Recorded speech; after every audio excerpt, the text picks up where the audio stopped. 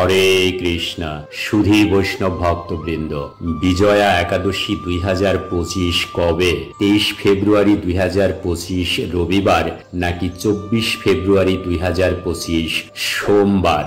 বাংলা ফাল্গুন মাসের কৃষ্ণপক্ষিয়া একাদশী তিথিতে পালনীয় ব্রতের নামই বিজয়া একাদশী।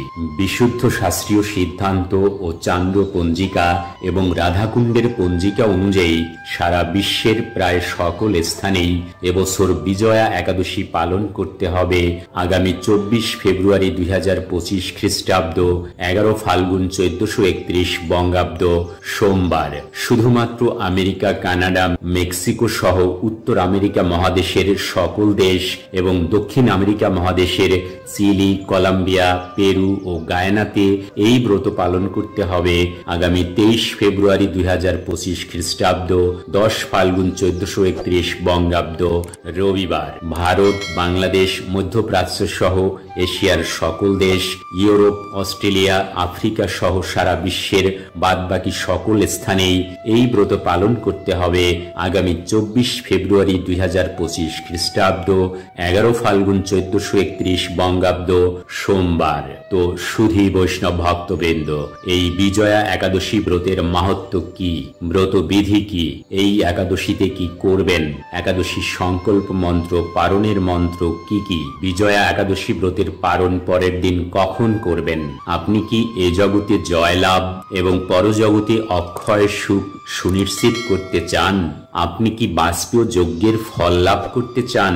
তাহলে পরিবার পরিজন সকলে মিলে নিষ্ঠা সহকারে রাত্রি জাগরণ করে এই বিজয়া একাদশী ব্রত পালন করুন। আর তাই অন্যান্য বিষয়াদির সাথে সারা বিশ্বের 151টি স্থানের পালনের সঠিক ও নির্ভুল সময়সূচি নিয়েই ভিডিওটির পুরো আয়োজন। আশা করছি পুরো আয়োজনের সাথেই থাকবেন আর কমেন্ট বক্সে অবশ্যই লিখবেন জয় শ্রী রাধে রাধে। ওম তৎসৎ। ওম নমো ভগবতে বাসুদেবায়। হরে কৃষ্ণ। সুধী বৈষ্ণব ভক্তবৃন্দ, সবাইকে ভক্তিপূর্ণ দণ্ডবত প্রণাম। কৃষ্ণ কৃপাশ্রী সুরেশ চ্যানেলটির আরো একটি নতুন পর্বে আপনাদের সবাইকে সুস্বাগত। প্রথমেই একাদশী ব্রতবিধি। একাদশীর আগের দিন অর্থাৎ দশমীর দিন প্রাতকালে প্রাতঃস্নান সেরে ভগবানের চরণে পুষ্প নিবেদনের সময় একাদশী সংকল্প মন্ত্র 3 বার পাঠ করবেন, যা ব্রহ্মবৈবর্ত পুরাণ এবং হরিভক্তি বিলাসের ত্রয়োদশ বিলাসে উল্লেখিত আছে। আর একাদশী সংকল্প মন্ত্রটি হচ্ছে একাদশ্যাম নিরাহার স্থিত্বা ওহম অপরে আহনি ভোক্ষ্যামি পুণ্ডরীকাক্ষ শরণম মে ভবাচ্যুত। অর্থাৎ, হে পুণ্ডরীকাক্ষ, হে অচ্যুত, আমি একাদশীতে উপবাস পূর্বক পরদিন আহার গ্রহণ করব, আপনি মদীয় শরণাস্থান হন। এই মন্ত্র উচ্চারণ পূর্বক সংকল্প বা শপথ এবং প্রার্থনা করবেন এই বলে, হে ভগবান, আমি যেন আপনার সেবায় ব্রতী হয়ে একাদশী পালনে সমর্থ হই, আমায় সেই শক্তি দিন। সুধী বৈষ্ণব ভক্তবৃন্দ, যে স্থানে যে সময়ে ব্রত অনুষ্ঠিত হোক না কেন, আমরা যেন কখনোই একাদশীর মূল উদ্দেশ্য থেকে বিচ্যুত না হই, এটা সর্বদাই স্মরণে রাখতে হবে। একাদশীর আগের দিন নিরামিষ অন্ন গ্রহণ করবেন, অবশ্যই রাত্র 12টার পূর্বে।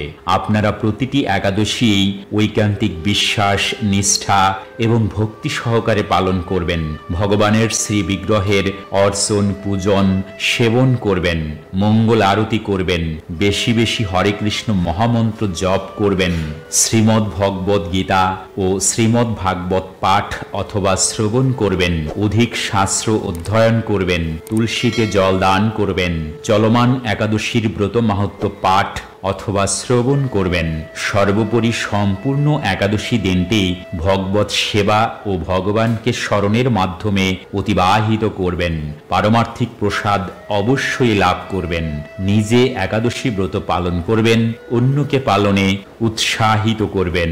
মনে রাখবেন, জীবন ও মুক্তির পাথেয় পরমেশ্বর ভগবান শ্রীকৃষ্ণ। হরে কৃষ্ণ। একাদশীর পরের দিন নির্ধারিত সময়ের মধ্যেই পারণের মন্ত্র পাঠ করে পারণ সুসম্পন্ন করবেন। আর একাদশী পারণের মন্ত্রটি হচ্ছে অজ্ঞান তিমিরান্ধস্য ব্রতে নানেন কেশব প্রসিদ সুমুখ নাথ জ্ঞান দৃষ্টি প্রদভব। এই মন্ত্র উচ্চারণ করে এবং মহাপ্রসাদের যে মন্ত্র রয়েছে মহাপ্রসাদে গোবিন্দে, সেই মন্ত্রটিও 3 বার উচ্চারণ করে আপনারা পারণ সুসম্পন্ন করবেন।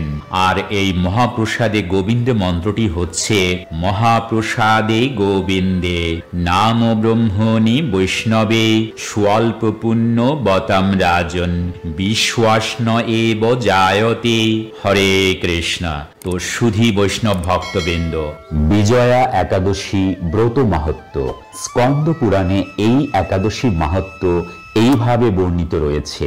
মহারাজ যুধিষ্ঠির শ্রীকৃষ্ণকে বললেন, হে বাসুদেব, ফাল্গুন মাসের কৃষ্ণপক্ষের একাদশীর মাহাত্ম্য অনুগ্রহ করে আমাকে বলুন।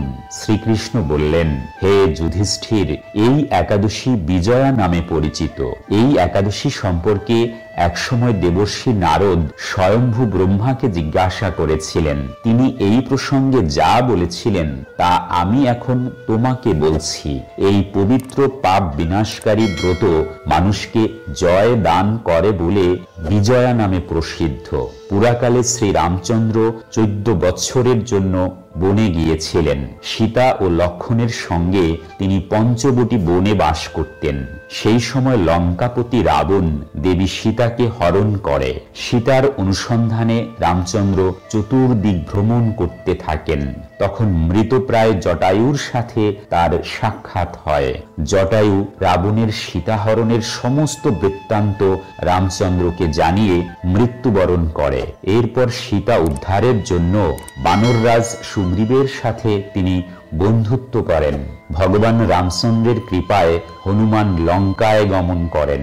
সেখানে অশোক বনে সীতা দেবীকে দর্শন করে শ্রীরাম প্রদত্ত অঙ্গুরীয় অর্থাৎ আংটি তাকে অর্পণ করেন। ফিরে এসে শ্রীরামচন্দ্রের কাছে লঙ্কার সমস্ত ঘটনার কথা ব্যক্ত করেন। হনুমানের কথা শুনে রামচন্দ্র সুগ্রীবের পরামর্শে সমুদ্র তীরে যান। সেই দুস্তর সমুদ্র দেখে তিনি লক্ষ্মণকে বললেন, হে লক্ষ্মণ, কিভাবে অগাধ সমুদ্র পার হওয়া যায় তার কোনো উপায় খুঁজে পাচ্ছি না। উত্তরে লক্ষ্মণ বললেন, হে পুরুষোত্তম, সর্বজ্ঞাতা আদিদেব আপনি, আপনাকে আমি কি উপদেশ দেব? তবে বকদালভ্য নামে এক মুনি এই দ্বীপে বাস করেন। এখান থেকে 4 মাইল দূরে তার আশ্রম। হে রাঘব, আপনি সেই প্রাচীন ঋষি শ্রেষ্ঠকে এর উপায় জিজ্ঞাসা করুন। লক্ষ্মণের মনোরম কথা শুনে তারা সেই মহামুনির আশ্রমে উপনীত হলেন। ভগবান রামচন্দ্র ভক্তরাজ সেই মুনিকে প্রণাম করলেন। মুনিবর রামচন্দ্রকে পুরাণ পুরুষ বলে জানতে পারলেন। আনন্দ ভরে জিজ্ঞাসা করলেন, হে রামচন্দ্র, কি কারণে আপনি আমার কাছে এসেছেন তা কৃপা করে বলুন। শ্রী রামচন্দ্র বললেন, হে মুনিবর, আপনার কৃপায় সৈন্য সহ আমি এই সমুদ্র তীরে উপস্থিত হয়েছি। রাক্ষস রাজের লঙ্কা বিজয় করাই আমাদের প্রধান উদ্দেশ্য। যাতে এই ভয়ঙ্কর সমুদ্র উত্তীর্ণ হতে পারি তার উপায় জানবার জন্য আমরা আপনার কৃপা প্রার্থনা করি। মুনিবর প্রসন্ন চিত্তে পদ্মলোচন ভগবান শ্রীরামচন্দ্রকে বললেন, হে রাম, আপনার অভীষ্ট সিদ্ধির জন্য যে শ্রেষ্ঠ ব্রত করণীয় আমি তা বলছি। ফাল্গুন মাসের কৃষ্ণপক্ষের বিজয়া নামক একাদশী ব্রত পালনে আপনি নিশ্চয়ই সৈন্য সহ সমুদ্র পার হতে পারবেন। এই ব্রতের বিধি শ্রবণ করুন। বিজয়া লাভের জন্য দশমীর দিন সোনা, রূপা, তামা অথবা মাটির কলস সংগ্রহ করে তাতে জল ও আম পাতা দিয়ে সুগন্ধি চন্দনে সাজিয়ে তার উপর সোনার নারায়ণ মূর্তি স্থাপন করবেন। একাদশীর দিন যথাবিধি প্রাতঃস্নান করে কলসের গলায় মালা চন্দন পরিয়ে উপযুক্ত স্থানে নারকেল ও গুবাক দিয়ে পুজো করবেন। এরপর গন্ধ, পুষ্প, তুলসী, ধূপ, দীপ, নৈবেদ্য ইত্যাদি দিয়ে পরম ভক্তি সহকারে নারায়ণের পুজো করে হরিকথা কীর্তনে সমস্ত দিন যাপন করবেন। রাত্রি জাগরণ করে অখণ্ড ঘি প্রদীপ প্রজ্বলিত রাখবেন। দ্বাদশীর দিন সূর্যোদয়ের পর সেই কলস বিসর্জনের জন্য কোনো নদী, সরোবর অথবা জলাশয়ের কাছে গিয়ে বিধি অনুসারে পূজা নিবেদনের স্নানের পরে তা বিসর্জন দেবেন। তারপর ওই মূর্তি বেদজ্ঞ ব্রাহ্মণকে দান করবেন। এই ব্রত প্রভাবে নিশ্চয়ই আপনার বিজয় লাভ হবে। ব্রহ্মা বললেন, হে নারদ, ঋষির কথা মতো ব্রত অনুষ্ঠানের ফলে তিনি বিজয়ী হয়েছিলেন। সীতা প্রাপ্তি, লঙ্কা জয়, রাবণ বধের মাধ্যমে শ্রীরামচন্দ্র অতুল কীর্তি লাভ করেছিলেন। তাই যথাবিধি যে মানুষ এই ব্রত পালন করবেন তাদের এ জগতে জয়লাভ এবং পরজগতে অক্ষয় সুখ সুনিশ্চিত জানবে। হে যুধিষ্ঠির, এই কারণে এই বিজয়া একাদশী ব্রত পালন অবশ্য কর্তব্য।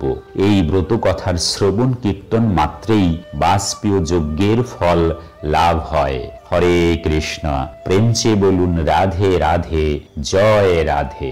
তো সুধী বৈষ্ণব ভক্তবৃন্দ, আসুন আমরা জেনে নিই বিজয়া একাদশী 2025-এর সারা বিশ্বের 151টি স্থানের পালনের সঠিক ও নির্ভুল সময়সূচি। আপনারা নিজ নিজ স্থানের জন্য সঠিক পালনের সময় দেখে পালন সুসম্পন্ন করবেন।